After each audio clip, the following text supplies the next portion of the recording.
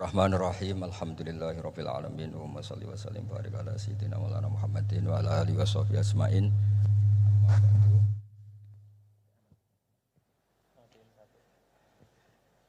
Alhamdulillah niki ngaji bareng juga enggak ngerti polanya juga. Ya, yang terhormat nih wonten Bapak Rektor, wonten Mas Zainul Masdi, wonten Ketua Badan Wakaf Mas Warsono Muhammad sedanten saya hormati. Ini katanya untuk bahagia. Jadi saking pentingnya untuk bahagia itu sampai Allah itu kadang ngendikan hal yang enggak penting, tapi menjadi penting karena untuk bahagia. Jadi kalau Allah tanya Nabi Musa ketika ketemu dipanggil itu, wa ma tilka biyaminika ya Musa, yang kamu bawa itu apa? Padahal ketika dipanggil itu kagetnya bukan main. Misalnya pegawai UI dipanggil rektor itu kagetnya bukan main. Bawaannya rektor itu mesti nyalahkan. Mesti pikirannya orang itu mesti ketua badan wakaf ya sama. Mesti mau negur atau apalah. Nah, bawaan orang dipanggil atasan itu grogi, maka Allah ngendikan yang rileks. Kamu bawa apa? Gitu. Yang kamu pegang tangan kanan kamu itu apa? Masa Allah tanya sekedar gitu kan karuan. Wong kita manusia aja tahu yang dibawa Musa itu apa tong? Kok Allah malah tanya? Banyak analis, banyak mufassir, banyak ahli hakikat yang berpendapat Allah itu menghilangkan groginya Nabi Musa. Sehingga tanya yang ringan. Jadi saya mohon ini pimpinan di sini juga kalau tanya anak buah yang ringan-ringan. Wes sarapan. Bon. Jadi kalau sok-sokan disiplin itu bukan sunnatullah, saya jamin itu. Apalagi tanya saya, kenapa Gus terlambat? Mulai saya pulang. Tuhan yang Tuhan saja sebaik itu kok rektor sama badan wakaf kok sekeras itu gitu. Jadi ini bukan gojlok supaya jadi orang yang dekat Allah gitu. Jadi ditanya, wa ma tilka biyaminika ya Musa. Kamu bawa apa ke sini? Yang di tangan kanan kamu itu apa? Nabi Musa jawabnya ya lucu ya sederhana. Ini tongkat Gusti. Tak pakai menggembala kambing, tak pakai ini itu. Bisa masih bilang dan lain-lain.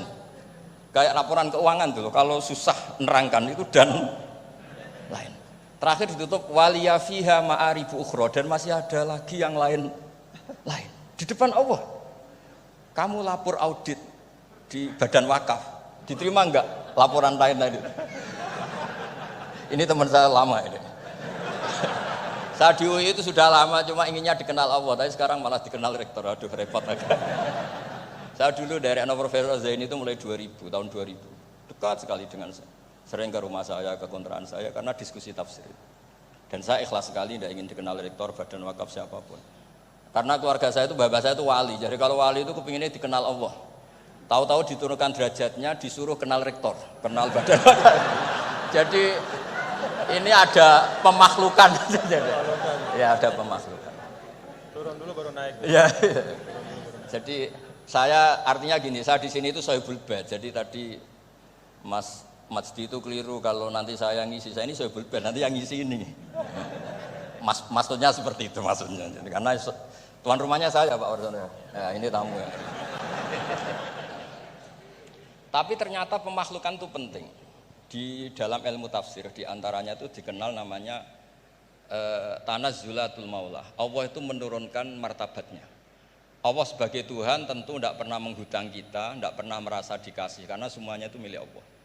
Tapi Allah untuk memotivasi orang amal itu ngendikane Allah mangdzalladzi yuqridu waha qardan hasana.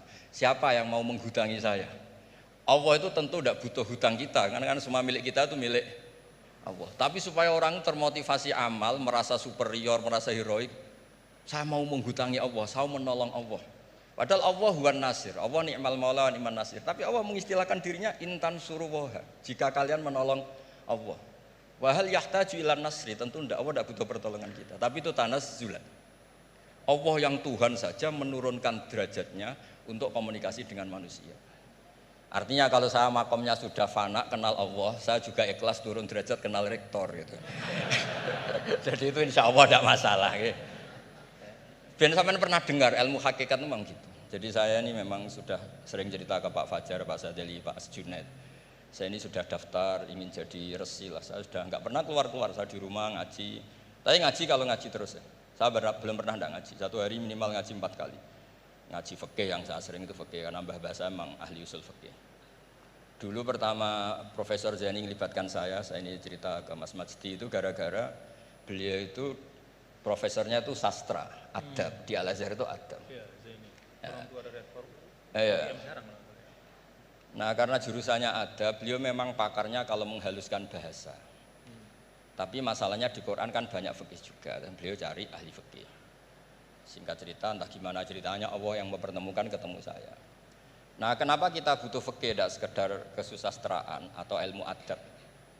Karena ada tafsir atau fikih dalam Quran yang mau tidak mau harus difikihkan. Misalnya begini, wa antasma'u bainal ukhtain. Kamu tidak boleh menikahi sekaligus mbak dan adiknya atau adiknya dan mbaknya. Jika Anda berpikir Quran itu hanya Quran, maka berarti apa boleh menikahi misalnya Sri dengan buliknya, Sri dengan budenya. Padahal tidak boleh juga. Tapi faktanya Quran hanya ngendikan wa antasma'u bainal ukhtain. Sebab itu zaman Rasulullah SAW sugeng itu nambahi wala binal mar'ati wa ammatiha wala binal mar'ati wa kholatiha. Juga tidak boleh menikahi Sri dan budenya atau Sri dan buliknya. Dan kebetulan Nabi itu tidak menambahkan wala binal mar'ati wa jaddatiha. Karena kayaknya itu nggak usah dilarang ya sudah lucu aja gitu. Masa kamu nikahi perempuan umur 17 terus minat mbahnya umur 70. Lah itu kalau sampai butuh dilarang ya Anda perlu berobat itu. Tapi kalau bulik kan kadang masih menarik. Orang-orang kayak gini itu misalnya nikah umur 17, buliknya cantik umur 30, minat enggak?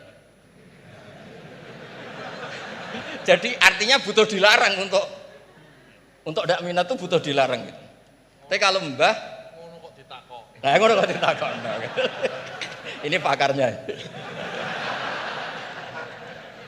Ini tetangga saya orang Bojonegoro dulu penderanya Profesor Zaini juga. Artinya andai kan tidak ada usul fikih ini mimbabi itlaqil ba'di wa iradatil qul. Meskipun usul fikih itu yang menginduk ilmu balaghah, ilmu ini itu. Jadi Allah menyebut bainal ukhtain artinya diganti bainal mahromain. Jadi ukhtain itu ibaratun atau itlaqul ba'di yaitu ukhtain mewakili kata mahromain. Dua perempuan yang punya hubungan mahram tidak boleh dinikah bersamaan untuk orang-orang yang poligami. Ini penting supaya semua tafsir juga gitu, lafat-lafat yang ada mahdzufnya. Itu kita jaga, baik itu secara keilmuan maupun secara fikih. Keilmuan misalnya begini. Orang yang dilaknati Allah, mala'anahu wa ghadiba alaihi. Di antaranya diteruskan wa ja'ala minhumul qiradata wal khanazira wa abadat tauhid. Lalu misalnya secara penelitian tidak pernah ada makhluk manusia yang dulu jadi kera. Tapi melihat ayat itu seakan-akan itu pernah ada periode atau kejadian di mana manusia itu dirubah jadi kera. Wa ja'ala minhumul qiradata. Mau tidak mau kita butuh perangkat ilmu lain yang namanya balaghah. Itu orang Jawa, itu kalau dilangkai kakinya itu hanya bilang kayak kera. Orang nggak sopan tuh katanya kayak kera. Tapi kalau dilangkai kepalanya langsung, oh dasar ketek itu, dasar kera. Artinya dalam ilmu tasbih, kalau kemiripannya itu biasa, itu masih disebut ka, seperti. Tapi kalau mirip banget perilakunya itu kafnya dibuang. Sehingga orang yang tuli banget terhadap kebenaran, Allah bilang summum bukmun umyun. Orang kafir itu summun, tuli misalnya. Bukmun ada bisu. Padahal faktanya mereka bisa mendengar, bisa ngomong, bisa bicara. Tapi saking tidak pernahnya mau mendengar kebenaran, di redaksinya sumun, bukan kasumi tapi sumun. Begitu juga di bab madh memuji. Kalau orang agak ganteng, mungkin saya kalau muji Mas Masdi hanya kalkomar, muji Pak Rektor paling ya kalkomar. Tapi kalau muji Nabi langsung komarun, anta samsun, anta bedrun. Karena gantengnya kelewat, sehingga kaf tasbih seperti itu dibuang. Nah, andai kan tidak ada fakta manusia itu pernah dirubah jadi kera di era itu, andai kan itu nggak ada, kita sendiri juga nggak tahu. Kita masih bisa menganalisis dengan teori balaghah. Jadi wajah alamin humul kirodata ekal kirodah. Mereka atau mislal kirodah, mereka dijadikan Allah laksana kera, tidak berakhlak, tidak beretika, tidak bermoral. Ini pentingnya ilmu balaghah, sehingga kita tidak perlu mengharuskan orang berkeyakinan dulu itu pernah ada orang manusia dirubah jadi apa? Kera. Nah misalnya ada yang berkeyakinan atau berpendapat memang itu pernah nyata, itu ngendikannya Rasulullah kemudian itu dihilangkan, hanya hidup 3 hari kemudian hilang sehingga nggak punya turunan. Jadi pilihan-pilihan dalam tafsir itu satu tentu riwayat, dua itu analisis balaghah. Nah, analisis fikih itu tidak kalah penting karena konstruksi Quran itu ada fikih yang sudah mapan. Seorang lagi ada fikih yang sudah mapan.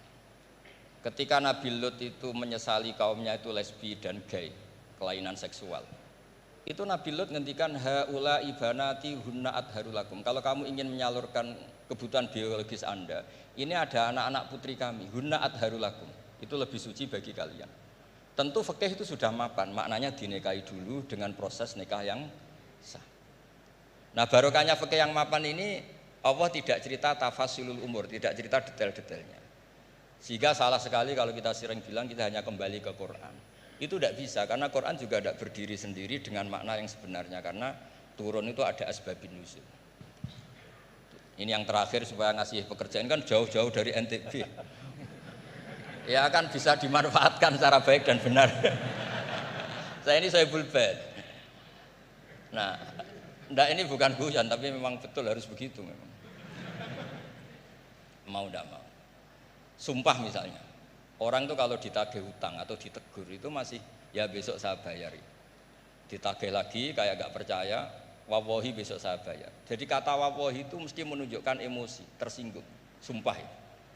Sehingga suatu saat ada seorang khotib ini ngendikan, fawarobbis sama iwal ardi innahu la haqqum mislama annakum tantikun. Demi Tuhannya langit dan bumi. Itu si Bedui, ada orang Arabi, orang desa. Langsung menyelasi Pak Khotib tadi. Pak Khotib, mangdalladzi akhdhafal jalil hatta alja'ahu ilal yamin. Siapa yang bikin murka Allah sehingga Allah terpaksa sumpah. Semenjak itu jadi ilmu, kalau Allah memulai redaksi dengan sumpah, dengan qasam pasti Allah tersinggung. Jika lafat-lafat yang dimulai wan naziati gharqa atau dimulai wasamsi wa duhaha, mesti terusannya itu Allah agak marah. Karena di mana-mana orang sumpah itu menjelaskan sama yang agak tidak percaya. Itu dzauqul arabi, itu adzauqus salim. Nah, begitu seterusnya. Kemudian masalah wasfiyah ismiyah. Saya dulu sering debat sama Profesor Zaini. Kan misalnya kiai-kiai di Jawa, umumnya kalau maknani min alakin itu segumpal darah. Lalu orang-orang yang nekuni embriologi itu tidak pernah ada segumpal darah, kalau segumpal darah malah jadi kluron. Macam-macam. Katanya Quran itu mesti benar ini ada segumpal darah. Kata saya segumpal darah itu bahasa Indonesia, Quran itu bahasa Arab. Tidak akan ada itu di Quran kata saya. Tapi ada yang bilang segumpal darah ya, tetap aja itu enggak Quran. Yang Qurannya min alakin, segumpal darah itu bahasa Indonesia. Quran tidak ada yang bahasa Indonesia kata saya. Nah, tapi itu bisa dianalisis pakai balaghah atau pakai teori madatul kalimah. Min alakin itu dari kata aliko ya'liku alakon, sesuatu yang menempel. Jadi kalau di proses embriologi misalnya ada apa yang menempel dalam ilmu itu, yaitu yang jadi rahim, jadi anak. Atau pakai ilmu balaghah, min alakin tetap maknanya segumpal darah, tapi maknanya itu tangkis atau tahkir. Manusia itu sombong. Padahal materinya sama yang sekarang jadi sama dengan materi yang sekarang jadi segumpal darah. Yaitu kita yang seperti ini materinya ya sperma, segumpal darah yang seperti itu juga materinya sperma. Kok kamu sombong? Materi kamu sama dengan materi min alakin. Itu persis dengan adatul Arab kalau sedang mencibir orang yang sombong. Itu kalau orang Arab bilang antal ladzi kharajta min makhrajil bauli marratan, kata orang Arab. Kamu adalah manusia yang keluar dari jalannya kencing 2 kali. Keluar dari penis lelaki ya lewat jalur kencing, keluar dari ibunya juga lewat jalur kencing. Supaya orang enggak sombong itu orang Arab bilang antal ladzi kharajta min makhrajil bauli marratan. Nah, min alakin itu dalam konteks itu karena begitu angkuhnya Abu Jahal, begitu angkuhnya kafir-kafir Quraisy, sampai diingatkan Allah ulang, kamu ini materinya min alakin, sejenis itu mbok yo jangan yatho. Buktinya terusannya ayat kalla innal insana layatho, manusia itu sungguh angkuh. Nggih niki pun deal nggih, jenengan harus sepakat saya ini Sohibul Bait sama Pak Warsono sama Pak Rektor, ini tamu yang diundang untuk ceramah tafsir. Kalau ndak berarti asawaha wa rasulah. Nggih monggo Mas Wasti jenengan. Bismillahirrahmanirrahim, meneruskan konstruksi ayat ya. Misalnya begini, Anda jangan langsung menyalahkan Nabi Adam. Saya ini sering kampanye untuk membela Nabi Adam. Karena banyak kiai yang cerita Nabi Adam itu salah melulu. Nanti kan kita di surga kan nggak perlu ngajukan kredit, nggak perlu punya istri cantik yang minta ke mall. Karena kelebihannya bidadari itu cantik, tidak minta belanja. Sudah gitu di madu juga agak protes. Tapi kalau di dunia itu sudah minta belanja di madu protes.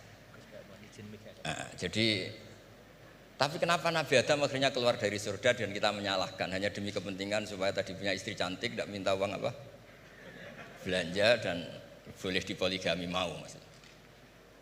Di konstruksi ayat itu tidak ditampakkan, tapi semua ahli tafsir tahu. Misalnya fadallahuma bihurur. Setan menipu Adam dan Hawa dengan curang. Hurur itu nipu. Jadi kalau ngaji nipu itu mulai dulu itu ya gurunya setan itu. Jadi Nabi Adam itu di surga dengan penuh limpahan anugerah. Buah apa saja ada, makanan apa saja ada, enggak bayar. Tempat mewah leg juga enggak bayar. Kalau Anda di hotel leg sedikit aja bayarnya minta ampun.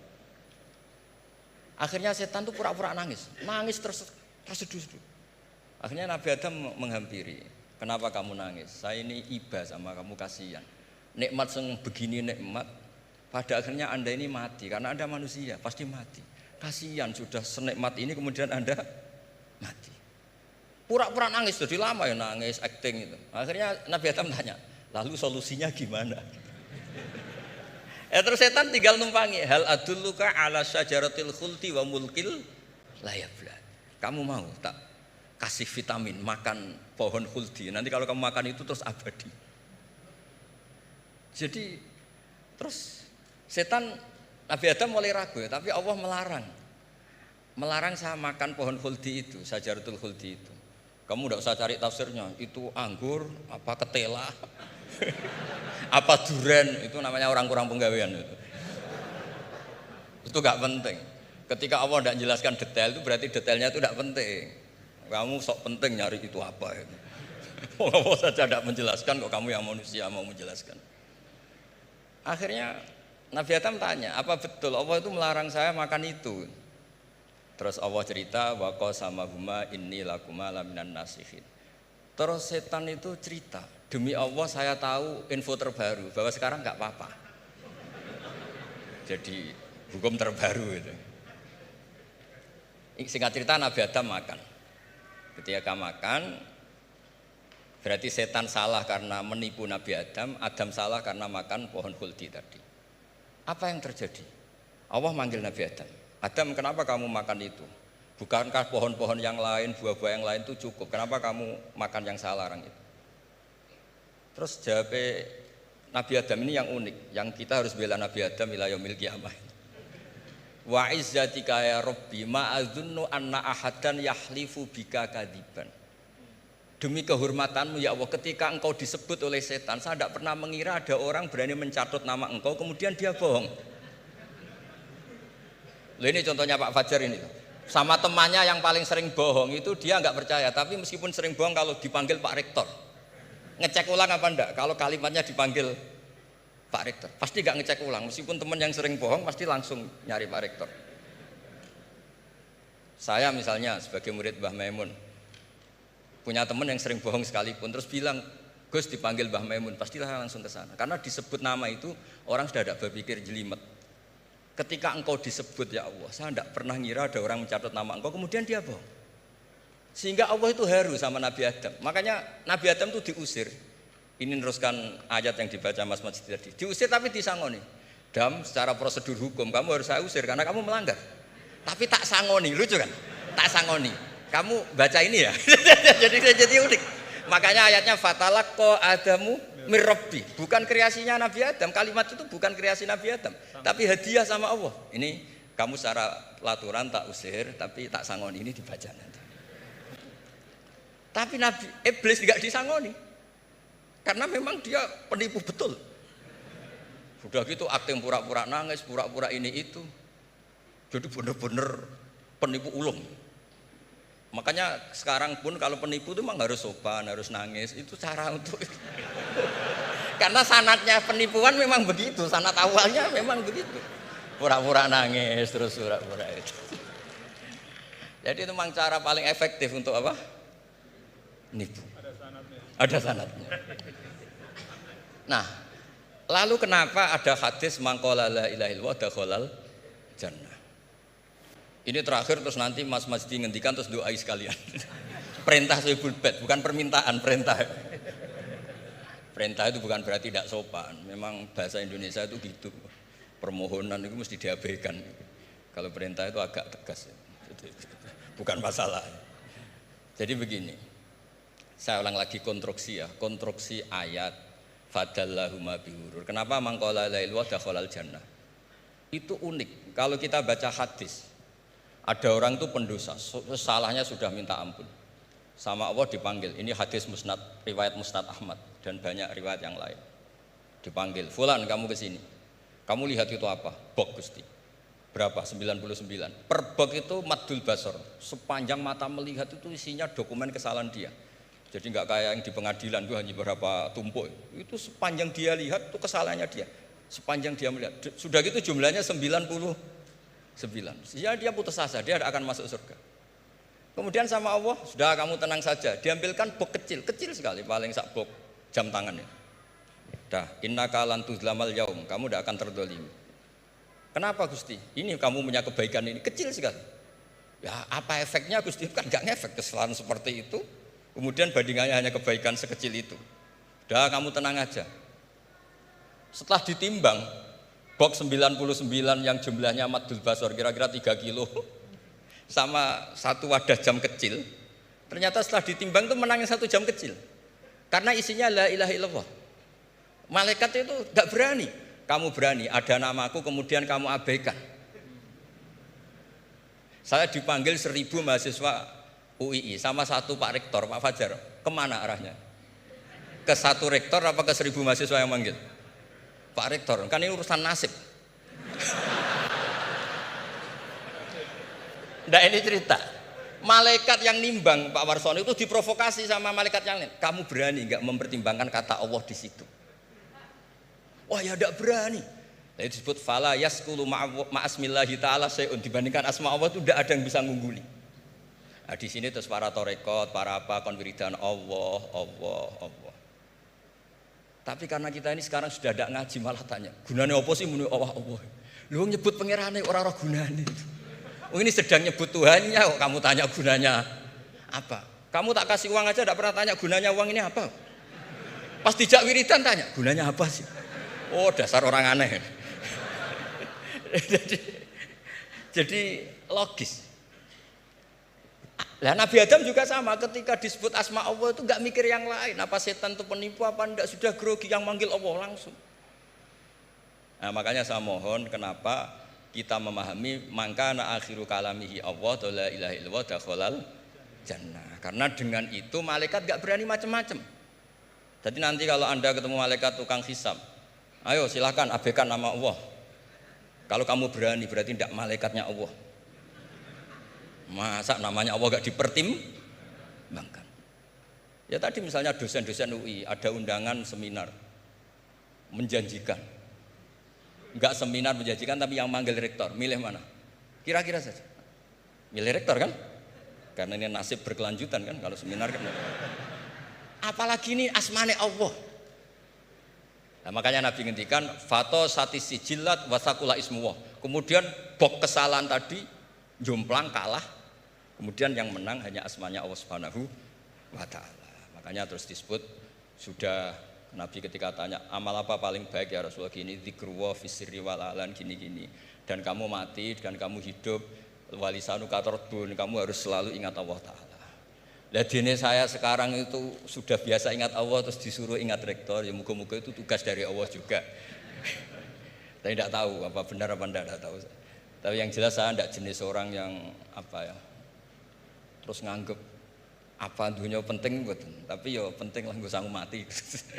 Tapi yang jelas supaya sampean ngerti madhab saya, karena ini ngaji dan saya punya niat baik, maka saya ungkapkan cara berpikir saya. Jadi sampean tidak usah kaget. Mungkin namanya kan mengabaikan kesalahan, cara berpikir enggak gitu. Kita punya riwayat sahihah bahwa ketika malaikat mengabaikan semua kesalahan ini karena enggak berani memperbandingkan asmane Allah dengan yang lain. Makanya disebut di akhir hadis fala yaskulu ma'asmillahi ta'ala sayun. Ketika sudah nyebut Allah harus dianggap selesai. Enggak boleh habis nyebut Allah mau mati kredit, enggak boleh. BPKB di bank ini enggak boleh. Nanti akhir hayatnya bilang BPKB bukan Allah. Enggak harus kata Allah itu mengunci. Disebut akhiru kalami. Lah kalau sampean tanya, kenapa itu menjadi penting? Karena tadi malaikat tidak akan memperbandingkan Allah dengan yang lainnya. Makanya ketika ulama-ulama sufi, kalau kamu habis salah istighfar, nanti di sohifah kamu akan ditulis habis salah, salah. Terus di belakang ditulis, tapi setelah itu dia bilang astagfirullahaladzim. Nanti malaikat tinggal aja kamu teror. Kamu mempertimbangkan Allah apa yang itu? Ini tak ajarin. Kalau tepak ya kamu didengar, kalau tidak malah digebuki. Tidak tahu saya. Tapi itu ijazah resmi ini hari ini. Hadisnya akurat. Ijazah. Nggih ngoten mawon kok nak kesuwen kepinteran nyanyi kula. Assalamualaikum warahmatullahi wabarakatuh.